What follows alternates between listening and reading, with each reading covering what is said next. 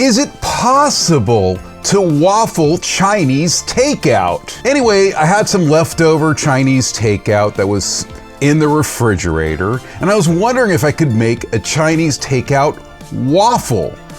And I like to waffle things, you know, something that I started way back like 5 years ago when I started social media. It's interesting. I want to see what happens when I jam it in a mini waffle maker. And it's something I enjoy doing. Okay, so the result is kind of messy.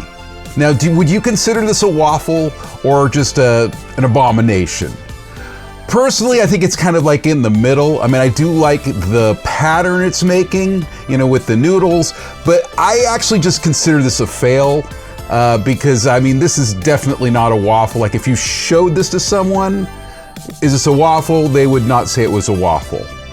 So I decided to go ahead and try again. This time I'm a little more restrained. I'm using some rice. Rice actually waffles really well, but I'm actually going to use some leftover Chinese food too, so don't worry about it. But I have made crispy white rice from the waffle maker.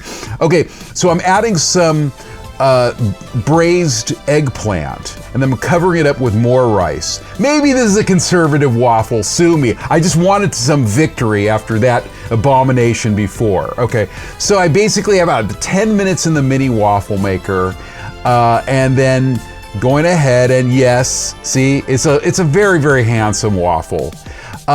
Make sure you don't scrape the non-stick with the metal. I'm being very gentle, just sort of prying it loose, and I'm concerned that it's gonna like fall apart and not become a waffle, but I end up using the dump upside down method, and yes, that is definitely a Chinese takeout waffle.